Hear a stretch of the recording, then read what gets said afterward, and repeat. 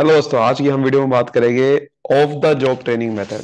देखो, यहाँ पर हमने एक वीडियो, पहले वीडियो इसमें बनाई थी जिसमें हम बात करी थी ऑन द जॉब ट्रेनिंग, कि on the job training method क्या क्या होते हैं। आज की वीडियो में ऑफ द जॉब, पहले तो ये सारी वीडियो मिलेगी कहाँ पर आपको? HRM की प्लेलिस्ट, ह्यूमन रिसोर्स मैनेजमेंट की प्लेलिस्ट में आपको जाना है, वहां से आपको वो सारी वीडियो मिल जाएगी।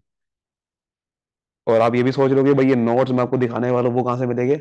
तो नोट्स भी आपको मिल जाएगा, डिस्क्रिप्शन में आपको लिंक मिलेगा, डिस्क्रिप्शन को PDF मिल जाएगी। यही सारे नोट्स जो आपको दिखा रहा हूँ वो सारे आपको मिल जाएंगे।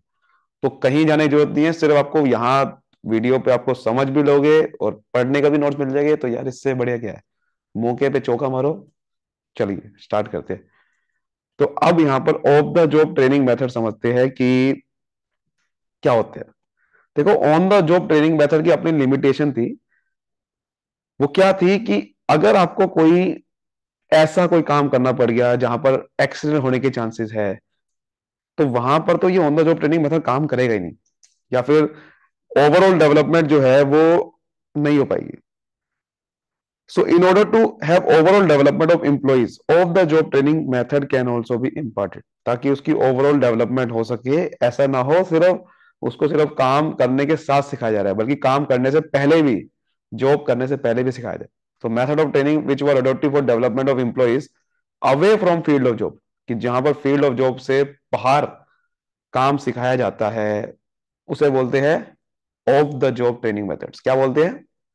ऑफ द जॉब, यानी कि जॉब के बाहर, जॉब की जहां पर जॉब उसको करनी है उस फील्ड के बाहर काम सिखाया जा रहा है, ताकि वो काम को पहले समझ सके, काम करने से पहले ही वो चीजों को समझ सके, जिससे काम करेगा जब तो उसको ज्यादा अच्छे से कर पाएगा। ठीक है, that is of the job. चलो, तो क्या क्या मेथड्स है? सबसे पहला क्या है? Case study method. तो केस स्टडी मेथड में क्या है कि आपको केस स्टडी समझ में आ रही है? केस स्टडी का मतलब क्या होता है?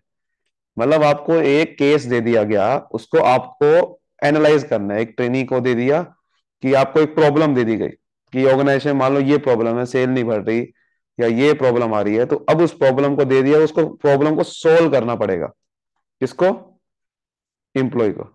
मान लो कोई एक केस दे दिया कि भाई कंपनी की सेल्स गिर रही है, इसको कैसे बढ़ाया जाए बताओ। तो ट्रेनी को यहां पर एक अपॉर्चुनिटी मिल जाती है कि वो केस को एनालाइज कर सकता है और सारे पॉसिबल सॉल्यूशंस जो इसके हो सकते हैं वो दे सकता है। कि यार देखो यार, सेल नहीं बढ़ रही, हो सकता है कि आपकी कॉस्ट बहुत ज्यादा हो सकता है कि आपका सेलिंग प्राइस ही बहुत ज्यादा हो सकता है कि आपके मार्केटिंग करने का तरीका ही सही नहीं है। कुछ भी रीजन दे सकता है जिसकी वजह से एम्प्लॉय की एनालिटिक और क्रिटिकल थिंकिंग, सोचने समझने की शक्ति बढ़ेगी, सोचने समझने की शक्ति बढ़ेगी। ठीक है, उसके बाद होता है इंसिडेंट मेथड्स। इंसिडेंट मेथड का मतलब incident are prepared on the basis of actual situation. एक इंसिडेंट, घटना बनाई जाती है एक एक्चुअल सिचुएशन को देखते हुए, which happened in different organization, कि जो हो चुका है ऑर्गेनाइजेशन में, अलग अलग कोई घटनाएं हो चुकी है, उसी के बेस पे एक इंसिडेंट बनाया जाता है। और हर एक एम्प्लॉय को एक ट्रेनिंग ग्रुप में कहा जाता है कि आप डिसीजन लो, अगर एक रियल लाइफ सिचुएशन होती है तो उससे आप कैसे डील करते। मतलब उसको कह दिया, मान लो ऑर्गेनाइजेशन में हुआ कि सारे एम्प्लॉय छोड़ के भागे जा रहे। ये ऑर्गेनाइजेशन में हो चुका है कि एम्प्लॉय टर्नओवर रेट बहुत ज्यादा बढ़ गया, एम्प्लॉय छोड़ के भागे जा रहे हैं। तो ये एम्प्लॉय ऑर्गेनाइजेशन के अंदर हो चुका है। अब ऐसे ही आपका ट्रेनिंग को कह दिया गया कि अगर ये अब हुआ होता, रियल लाइफ सिचुएशन आपके साथ होता, तो आप कैसे उससे डील करते। ठीक है, सो लेटर ऑन एंटायर ग्रुप, अब एंटायर ग्रुप को फिर कहा जाता है कि आप उस इंसिडेंट को डिस्कस करो और डिसीजन लो इंसिडेंट से related on the basis of individual and group decision. फर्क क्या है केस स्टडी और इसमें? केस स्टडी तो एक केस आपको दे दिया जो हो सकता है रियल ना हो, बट ये रियल लाइफ सिचुएशन जो हो चुका है, एक्चुअल सिचुएशन जो होती है, वहां से इंसिडेंट उठाया जाता है और वो एक्चुअल में दिया जाता है ग्रुप को, और उस ग्रुप को कहा जाता है कि आप डिस्कस करो, डिसीजन लो से रिलेटेड। ये फर्क है इंसिडेंट मेथड में, कि वो एक रियल सिचुएशन, एक एक्चुअल सिचुएशन के बेस पे होता है। वो केस स्टडी तो कुछ भी हो सकता है, केस किसी चीज का दे सकते हैं, बट ये रियल होता है कि।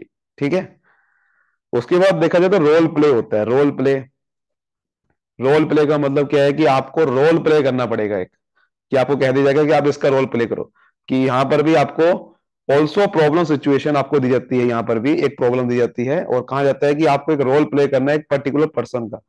मान लो कि एम्प्लॉय छोड़ के भाग रहे थे, तो मान लो कि आप एक एचआरएम मैनेजर हो, ह्यूमन रिसोर्स मैनेजर हो या एचआर मैनेजर हो। तो HR manager as a role हो, आप अगर आपको मिले तो आप कैसे उसको डील करोगे बताओ। सो पार्टिसिपेंट इंटरेक्ट करता है अदर पार्टिसिपेंट के साथ, अलग अलग रोल निभाते हैं लोग पार्टिसिपेंट। कि मान लो कि तू एचआर मैनेजर है और तेरे साथ जो पार्टिसिपेंट्स है ये बन के वो भी रोल प्ले कर रहे हैं, वो एम्प्लॉय का रोल प्ले कर रहे हैं। तो ऐसे ही whole play will be recorded. तो प्ले को रिकॉर्ड करा जाता है कि ग्रुप को कह दिया कि भाई तू एचआर मैनेजर का रोल निभाएगा और तू सारे पार्टिसिपेंट्स है, तू उसका नीचे सेल्स मैनेजर है, तो वो है फलाना है। अब रोल प्ले को रिकॉर्ड करा जाता है सारा, और ट्रेनी को अपॉर्चुनिटी मिलती है ताकि वो अपने परफॉर्मेंस को एनालाइज कर सके कि यार मैं ऐसी सिचुएशन में डील कैसे कर पा रहा हूँ, कि ऐसा एचआर मैनेजर कैसा परफॉर्म करेगा, क्या मैं ठीक परफॉर्म कर पा रहा हूँ, जैसे कि एक्टिंग में होता है वैसे ही। फिर होता है इन बास्केट मेथड। इन बास्केट को नाम समझ में आ रहा होगा कि इन बास्केट कि इंप्लॉय को सारा कुछ इंफॉर्मेशन दे दी जाती है। Employee are given information about an imaginary company. मान लो कोई ऐसी कंपनी दे दी जो है ही नहीं, एबीसी कंपनी, उसकी आपको सारी इंफॉर्मेशन दे दी। देखो एक एम्प्लॉय को उसकी एक्टिविटी क्या, वो प्रोडक्ट डील करती है, एचआर एम्प्लॉयड और सारा डाटा। फिर ट्रेनी को कहा गया कि आप इसमें नोट्स बनाओ अपने, आप नोट्स बनाओ अपनी ऑर्गेनाइजेशन के और टास्क को डेलीगेट यानी कि डिस्ट्रीब्यूट कर दो, शेड्यूल बनाओ एक स्पेसिफिक टाइम का। तो जिसकी वजह से आपका एक ऑर्गेनाइजेशन में एम्प्लॉय जो है ये, मान लो कि उसको मैनेजर बनाया जाएगा या फिर उसको बड़ा पोजीशन दी जाएगी, तो वो हम समझ सकते हैं कि आप वो बड़ी पोजीशन डील कर पाएगा, कि आप उसके पास सारी इंफॉर्मेशन है। अब वो टास्क को कैसे डिवाइड कर रहा है, कैसे शेड्यूल बना रहा है। तो जिसकी वजह से वो सिचुएशनल जजमेंट दे पाएगा कि उसको, कि उसके सामने सिचुएशन क्या है, क्या इंफॉर्मेशन, उसके हिसाब से वो कितना अच्छे से रोल को निभा पा रहा है, वो टेली टास्क को डेलीगेट ढंग से कर पा रहा है, वो इतनी बड़ी ऑर्गेनाइजेशन को संभाल पाएगा और क्विक डिसीजन कैसे ले पाता है। कि इतना बड़ा, अब आपके सामने सारी इंफॉर्मेशन दे दी इस कंपनी के बारे में, अब आप मान लो इस कंपनी के मालिक हो, कैसे संभालोगे। That is in basket. समझ आ गई बात। इन बास्केट में क्या है कि आपको सारी इंफॉर्मेशन दे दी गई और आपको कहा गया कि अब आपको ये कहा गया कि भाई अब आपको सारा का सारा एक मालिक हो एक तरह के आप, तो सारे आप बनाओ कि कैसे आप काम करवाओगे, टास्क कैसे डेलीगेट करोगे, शेड्यूल कैसे बनाओगे, ये चीज है। समझ आ रही है बात। उसके बाद बिजनेस गेम्स। बिजनेस गेम्स का मतलब आपको एक ट्रेनी को एक अलग अलग ग्रुप में डिवाइड करते हैं और हर ग्रुप को एक एक्टिविटी देते हैं एक इमेजिनरी ऑर्गेनाइजेशन की, और उसको कहा जाता है आप डिस्कस करो अलग अलग। जैसे कि होता है ना कि आप एक बैठते हैं डिस्कस करने के लिए, इसे बिजनेस गेम्स बोल रहे हैं। कि जब अलग अलग, मान लो कि आप इस डिपार्टमेंट के लोग हो, आप इस डिपार्टमेंट के लोग हो, आप इस डिपार्टमेंट इस डिपार्टमेंट, अब इस डिस्कस करो। मान लो कि आप प्रोडक्शन डिपार्टमेंट करो लो, आप मार्केटिंग के हो, आप इसके ऊपर हो, आप इसके ऊपर हो, तो इनके ऊपर आपको डिस्कस करना है अलग अलग सब्जेक्ट से, कि प्रोडक्शन हमारी कम क्यों हो रही है, प्रोडक्शन प्रमोशन कैसे करें, जिसकी वजह से कोऑपरेटिव डिसीजन मेकिंग प्रोसेस होता है। तो वहां पर आपका देखा जाता है कि आप ग्रुप में डिसीजन कैसे लेते हो और कैसे अपनी जो बिजनेस प्रॉब्लम है उसको कैसे डील कर पाते हो। इसे बोलते हैं बिजनेस गेम्स। कि जब कोई आपस में हम डिस्कस करते हैं ऑर्गेनाइजेशन बैठ के, तो आप कितना अच्छे से कर पाओगे डिस्कस, कैसे डिसीजन ले पाओगे। Business games. Grid training. Grid training का मतलब क्या है, ग्रिड का मतलब होता है ना कि एक कंटिन्यूस बेसिस पे, so it is a continuous and phased programme. जहां पर ग्रिड का मतलब फेज होता है, स्टेप बाय स्टेप, फेजेस होते हैं, फेजेस, फेजेस ट्रेनिंग बोल सकते हैं, जहां पर चरण होते हैं। कि ये ट्रेनिंग 6 साल तक चलती है लगभग, lasting for 6 year. It includes phases of planning development implementation evolution. So इसमें अलग अलग मैटर होते हैं। कैसे मैटर होते हैं, मतलब इसमें क्या करते हैं कि पहले जैसे कि प्लानिंग डेवलपमेंट की एक प्लेस बना दिया, कि प्लानिंग डेवलपमेंट एक ग्रुप दे दिया कि उसको कैसे कर पाते हैं, इंप्लीमेंटेशन कैसे कर पाएंगे, वो इवोल्यूशन कैसे कर पाएंगे। वो बहुत लंबा समय तक चलता है उसकी ट्रेनिंग, एक ग्रुप के हिसाब से ट्रेनिंग होती है। और ये अलग अलग, this group takes into consideration parameter, कौन से पैरामीटर, जैसे कंसर्न फॉर पीपल। पीपल के लिए कोई अगर कंसर्न है, आपको कोई शिकायत है, कोई प्रॉब्लम है, उससे रिलेटेड ग्रिड ट्रेनिंग करवाई जाती है। या फिर कंसर्न, ये भी एक, तो ये भी गलत आ गया, दोबारा लिख दिया कंसर्न फॉर पीपल। ठीक है, तो कंसर्न फॉर पीपल जैसे पैरामीटर होते हैं जिसके ऊपर मान लो कि आपको प्रॉब्लम है कि यार ये ना ऑर्गेनाइजेशन में ये एचआर डिपार्टमेंट के लोगों को आपको डेवलप करना है।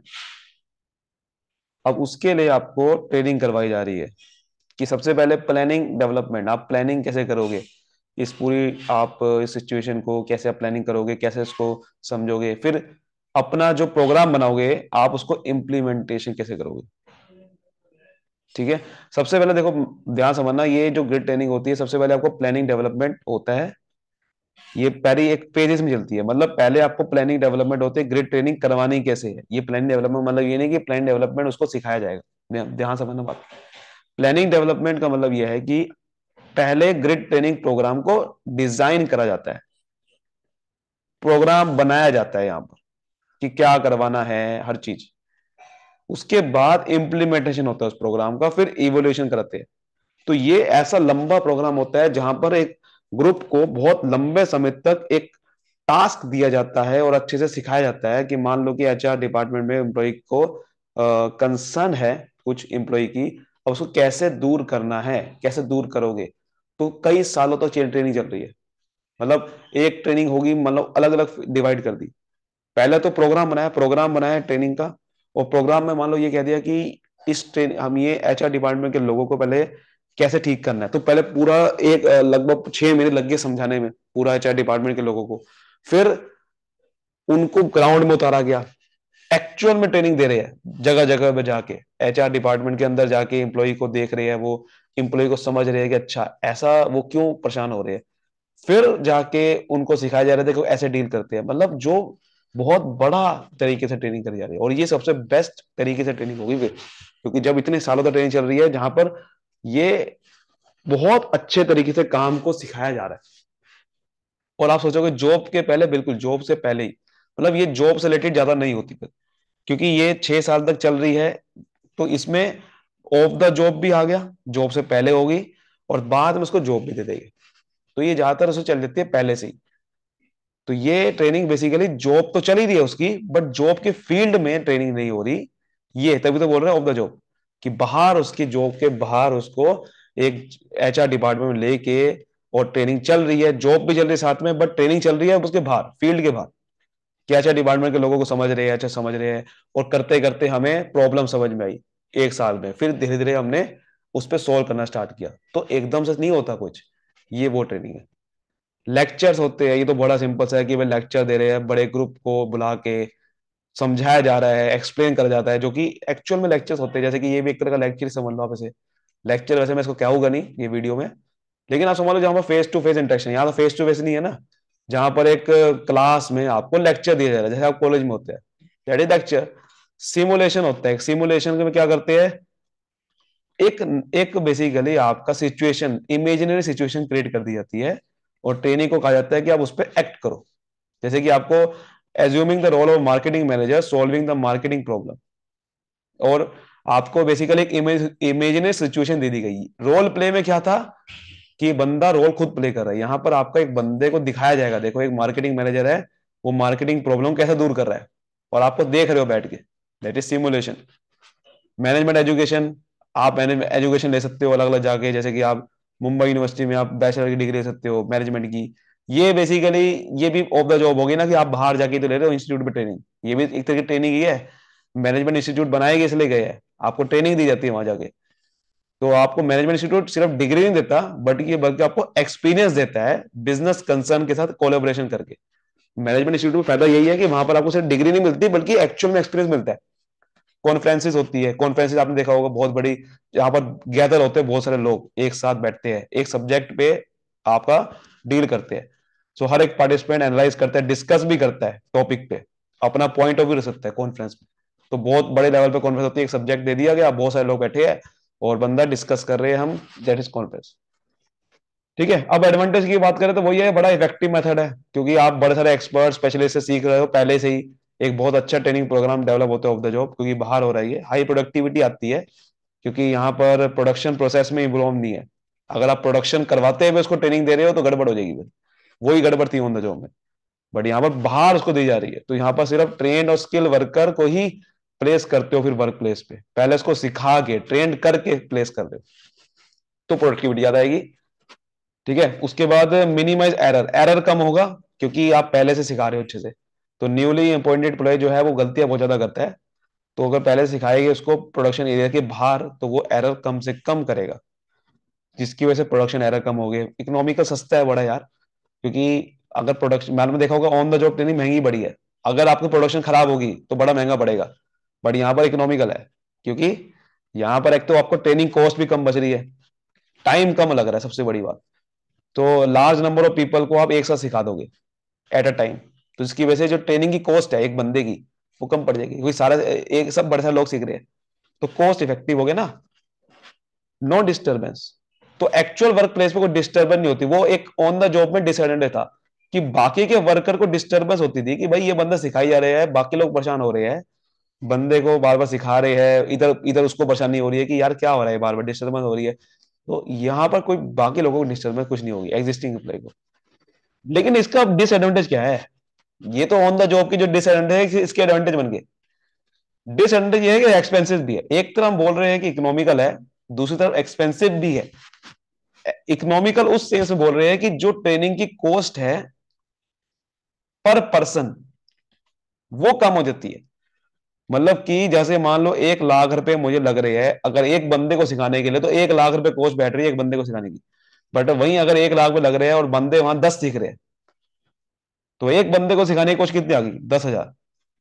उस वे में बोल रहे हैं। ऐसे ही अगर मैं 100 बंदे को सिखा रहा हूँ एक साथ और लग रहे 1 लाख रुपए, तो एक बंदे की कॉस्ट कितनी आ गई, सिर्फ 1,000। तो उस वे में training cost per person reduce हो जाती है जब मैं सारे बंदों को एक साथ सिखा रहा हूँ, क्योंकि कॉस्ट तो एक ही लग रही है ना, बट बंदे ज्यादा हो गए। बट इस वे में अगर बोला तो इकोनॉमिकल है, बट अगर वैसे बोला जाए, क्योंकि अगर आपको एक्स्ट्रा स्पेस लेना पड़ता है, एकोमोडेशन जगह अलग लेनी पड़ती है, जगह अलग चाहिए आपको, ट्रांसपोर्टेशन कॉस्ट, उसको ले जाने का खर्चा, रहने का खर्चा, एक्सपर्ट को बुलाना पड़ेगा, उसकी फीस कौन देगा मेरे भाई। तो उस वे में बड़ा एक्सपेंसिव है भाई ये। आप ठीक है ट्रेनिंग कॉस्ट 1% कम लग रही है, बट जितनी लग रही है, जो 1 लाख रुपए लग रहे हैं वो बहुत ज्यादा है। 1 पर्सन की कॉस्ट कम लग रही होगी, बट जितनी लग रही है कॉस्ट, टोटल कॉस्ट, वो तो बहुत ज्यादा है ना। वो दिक्कत है इसमें, वो दिक्कत बढ़ तक रही है। लेस इफेक्टिव है, ज्यादा इफेक्टिव नहीं है, क्योंकि आप बाहर वर्किंग एनवायरनमेंट सिखा रहे हो तो इंप्लॉई को दोबारा से इंडक्शन ट्रेनिंग करानी पड़ेगी, क्योंकि जॉब में जब वो घुसेगा तो सिचुएशन उसे अलग मिलेगी। मैं उसको सिखा दिया, देखो मशीन ऐसे चलती है ऐसे चलती है, सबको सिखा दिया मेरे भाई को, सबको सीख गया वो, उसको सारे लेक्चर दे दिए, सबको दे दिया, बट वो एक्चुअल में मशीन में बैठा तो चल ही नहीं रही। क्योंकि अब मशीन, क्योंकि जब एक्चुअल में बंदा बैठता है तो भैया कुछ और होता है। मैं आपको बाइक सिखाई जा रहा हूँ लेक्चर के थ्रू कि बाइक ऐसे चलाते हैं ऐसे चलाते हैं, जब तक आप बाइक पे बैठोगे तो सीखोगे कैसे, आप बाइक पे बैठे चली नहीं बाइक। तो वही बात है ना, ये तो लेस इफेक्टिव है। डिससेटिस्फेक्शन आती है क्योंकि आप उसको आर्टिफिशियली सिखा रहे हो वर्क प्लेस पे, तो एम्प्लॉय को अच्छा सीख नहीं पाता। जितना आप उसको जॉब के अंदर सिखाओगे वो तो ज्यादा अच्छे सीख पाएगा, क्योंकि जितना हाथ पैर उसको चलेंगे उतना जल्दी सीख पाएगा। तो आई होप ये सब चीजें समझ में आएगी। नो प्रोडक्शन, वही कहना ना कि प्रोडक्शन नहीं हो पाती, क्योंकि आप उसको ट्रेनिंग को सीधा पहले प्रोडक्शन के बाहर सिखा रहे हो, तो प्रोडक्शन प्रोसेस तो पार्ट ही नहीं ले रहा हूं टेक। सो पोटेंशियल आउटपुट जो टाइम है वो खराब हो गया बहुत तगड़ा। आपने ट्रेनिंग करवा दी और अब प्रोडक्शन तो कुछ हुई नहीं, बट ऑन द जॉब में क्या है कि प्रोडक्शन भी चल रही है, जॉब भी चल रही है प्रोडक्शन की, प्रोडक्शन पे कोई इफेक्ट नहीं हो रहा, काम चल रहा है, धंधा चल रहा है, सब कुछ चल रहा है, और ट्रेनिंग भी होगी। पर इसमें क्या है कि आपने ट्रेनिंग करवा दी, कुछ फायदा नहीं हुआ, कोई प्रोडक्शन नहीं हुई, कोई कोई सेल ही नहीं हुई भाई। समझ गए ना बात को, ये फायदा ये नुकसान है। तो आई होप सब चीजें अच्छे समझ आओगी। वीडियो को लाइक करिए, फिर सब्सक्राइब करिए। Thank you so much, all the best, मिलते हैं अगली वीडियो में।